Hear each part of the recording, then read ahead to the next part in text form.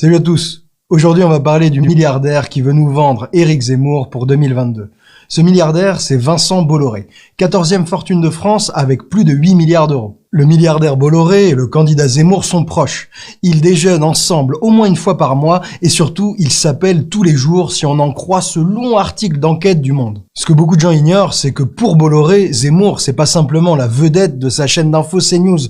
En réalité, les deux hommes partagent la même vision, le même projet politique. Ce qu'on va documenter dans cette vidéo grâce à la lecture de dizaines d'articles de presse, c'est comment Bolloré a décidé de mettre son pouvoir d'influence d'abord au service du candidat Zemmour, mais surtout au service d'un projet idéologique et politique, la jonction entre la droite et l'extrême droite en France. On va voir comment le milliardaire Bolloré, méthodiquement et en seulement quelques années, s'est construit un véritable empire dans la communication et les médias. Aujourd'hui, dans l'indifférence quasi générale de tous les politiques, Bolloré est en train de devenir le plus puissant des milliardaires dans les médias, des médias qu'il mène à la baguette en virant tout ce qui lui déplaise et en plaçant ses pions. Bolloré et son empire deviennent chaque jour un peu plus un danger pour notre pays et pour notre démocratie. Si personne ne l'arrête, si on ne met pas de limite à son appétit, si on ne le force pas à appliquer du pluralisme sur ses antennes par la loi, Bolloré risque de faire basculer la France dans un délire zemmourien. Et si ce scénario du pire se réalise, vous imaginez bien que le climat, la lutte contre les inégalités, l'évasion fiscale,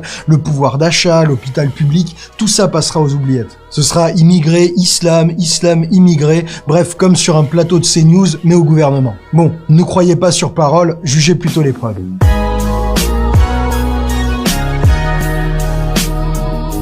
Bolloré, pendant longtemps, c'était pas un homme de médias.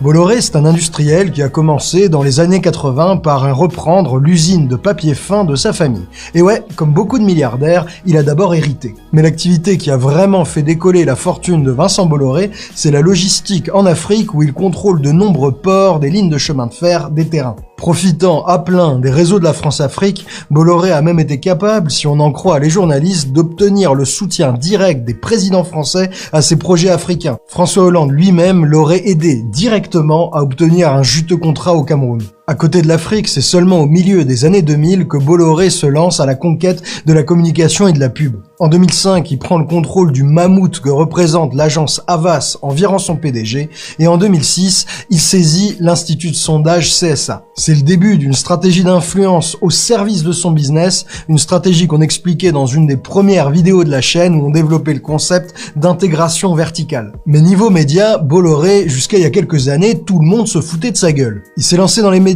au début des années 2000 avec les journaux gratuits Direct Soir et Direct Matin, dans lesquels il faisait des publi-reportages un peu ridicules sur ses Autolib et où il faisait des articles de complaisance sur ses potes, les dirigeants africains. À la même époque, Bolloré a aussi lancé la pire chaîne de la TNT, Direct 8. Quand je dis la pire, vraiment, j'exagère pas, D8 a gagné 2 Gérard d'Or de la pire télévision et même si Bolloré lui-même en était tout fier, en vrai, ça ressemblait à rien.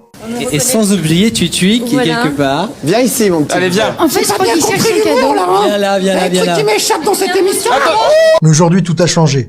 Bolloré n'en est plus à faire sa promo dans un journal gratuit ou à trimballer une mascotte débile à la télé. Il s'est construit en seulement quelques années un empire médiatique et culturel qui lui donne un pouvoir d'influence colossal sur notre information. Mais jugez vous-même, voilà l'empire médiatique de Bolloré en 2021. Il contrôle aussi des grandes radios, Virgin et surtout Europe 1. Il possède 2 hebdomadaires très influents, le JDD et Paris Match. Il a sous sa coupe des magazines comme s'il en pleuvait et, côté édition, c'est assez fou, il contrôle à lui seul la moitié du marché du livre français. Il a aussi sous sa main une des plus grandes maisons de disques du monde, Universal Music, et un des plus grands producteurs et distributeurs de cinéma en France, Studio Canal. Et pour être sûr de vraiment avoir tous les Pokémon du jeu, Bolloré possède aussi un éditeur de jeux vidéo, Gameloft, et la société Dailymotion. Alors, c'est certain que Dailymotion, c'est pas ce qui lui donne le plus d'influence, mais ça vous montre que Bolloré est vraiment partout.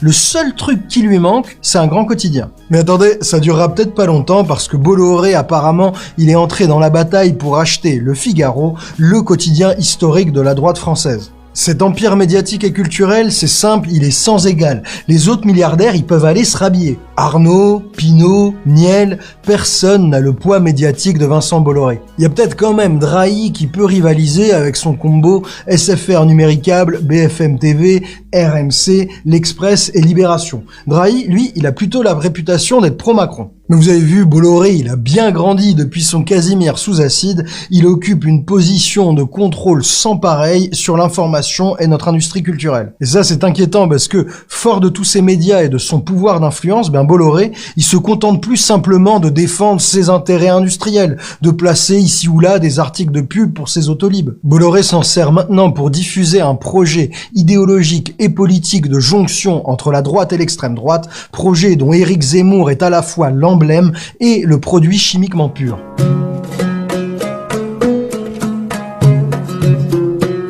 Alors le projet politique réactionnaire de Bolloré, il a éclaté au grand jour avec Éric Zemmour et sa candidature à la présidentielle. Mais faut savoir que Bolloré lui-même est un catholique conservateur. 2 fois par semaine et depuis plus de 20 ans, Bolloré se confesse auprès de son directeur de conscience, l'abbé Grimaud, un prêtre connu pour ses positions traditionnalistes et anti-avortement. L'abbé Grimaud, il ne se contente pas de soigner l'âme de notre milliardaire.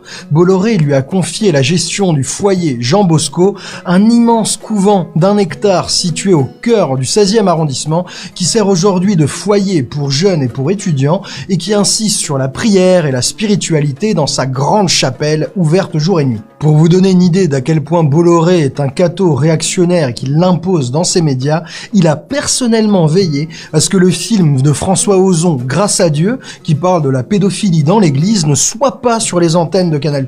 On peut pas s'empêcher de trouver ça marrant parce que le même Bolloré a tout aussi personnellement veillé à faire venir l'animateur Jean-Marc Morandini avec qui il avait déjà travaillé sur Direct 8 sur la chaîne CNews. Et Morandini, lui, il est mis en cause pour corruption de mineurs. Alors soit Bolloré est un catho réactionnaire, mais qu'est-ce qui nous permet d'affirmer depuis avant que son projet est aussi politique, qu'il cherche à opérer la fusion entre la droite traditionnelle et l'extrême droite xénophobe incarnée par son chocopoto Éric Zemmour. Alors déjà, bonne preuve, il le dit lui-même. Ça, c'est l'enquête du Monde qui nous l'apprend.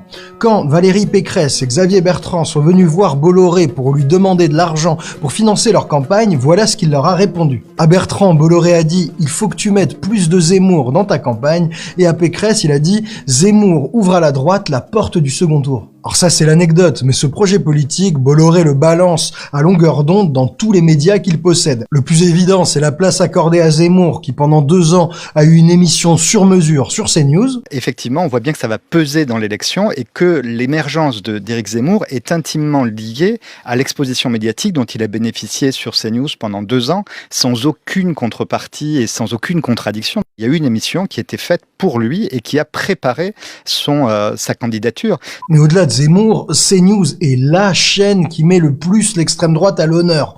36% des invités politiques sont d'extrême droite. C'est bien sûr beaucoup plus que ce que les règles du CSA exigent, c'est beaucoup plus que toutes les autres chaînes de télé et de radio, et c'est même 2 fois plus que BFM TV qui est la médaille d'argent. Et ce chiffre de 36%, il ne compte que les invités qui représentent un parti politique. Ça ne compte pas tous les invités non encartés mais qui peuvent quand même être d'extrême droite, comme Renaud Camus qui est venu parler 1 heure sur CNews de sa théorie du grand remplacement et du génocide par substitution. Tous les éditorialistes, ils ne sont pas comptés. Ça ne compte pas Éric Zemmour quand il avait son émission sur mesure et qu'il n'était pas candidat. Ça ne compte pas non plus Jean Messia, un ancien candidat du Rassemblement National qui a son rond de serviette à CNews et surtout chez Pascal Praud. Et bien sûr, ça ne compte pas non plus les animateurs des émissions de CNews qui, comme Pascal Praud ou Yvan Rioufol, n'y vont pas toujours de main morte. Bon, vous voyez que CNews est objectivement devenue la chaîne de l'extrême droite qui, avec la droite, représente 2/3 des invités politiques de la chaîne.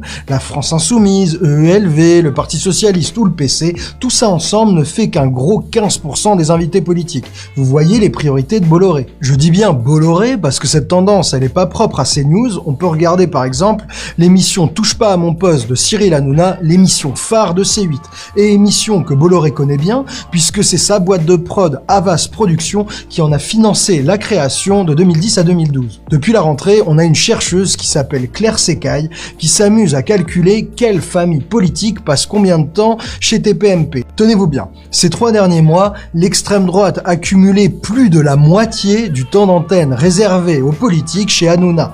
Plus de la moitié, c'est juste hallucinant. Le gouvernement et LREM, ils sont bien derrière avec un quart du temps d'antenne et pour tous les autres, c'est juste peanuts.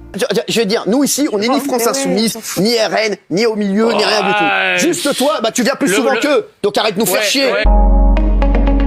Et là, on parle bien de TPMP, une émission qui réunit chaque jour autour d'1 million de téléspectateurs. Et ça sans compter toutes les vues que font sur Internet les extraits mis en ligne. Comment voulez-vous que les gens entendent parler de pouvoir d'achat, d'inégalité, d'évasion fiscale ou de climat quand tout ce que les gens voient et entendent sur TPMP de politique se joue entre La République En Marche Macron et l'extrême droite de Le Pen ou de Zemmour? Ce projet politique de bisous-bisous entre la droite et l'extrême droite, qu'on vient de documenter par des chiffres, Bolloré, il est prêt à l'imposer dans les médias qu'il possède, quoi qu'il en coûte. Bon, déjà, la loi et les condamnations, Bolloré s'en fout.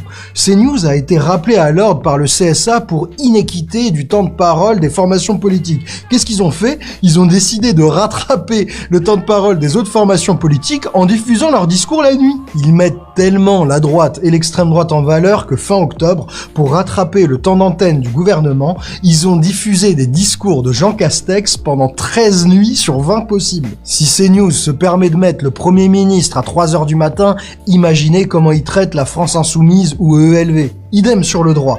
Quand Zemmour est condamné 2 fois pour provocation à la haine raciale et religieuse et qu'il est mis en cause jusqu'à encore tout récemment dans 5 autres affaires du même type, qu'est-ce que lui répond Bolloré? Il lui répond « Je suis un breton, je suis peut-être pas très intelligent, mais je suis très déterminé. Sous-entendu, t'inquiète mec, je sais pourquoi t'es là, même si t'es condamné, je te lâcherai pas. » T'es mignon, mais t'es un tout petit breton. Et Bolloré n'a pas menti, il n'a jamais lâché Éric Zemmour, même après une sortie explicitement raciste sur son antenne à CNews. Ils sont voleurs, ils sont assassins, ils sont violeurs, c'est tout ce qu'ils sont. Zemmour est bien évidemment poursuivi en justice pour de tels propos. Mais pour le moment, ni le CSA, ni les poursuites, ni même les condamnations judiciaires ne suffisent à arrêter le projet politique de Bolloré. Faut dire que Bolloré n'est pas vraiment connu pour faire dans la dentelle avec les médias qu'il possède. Demandez aux 100 journalistes d'ITélé qui ont dû se barrer après une grève de 31 jours.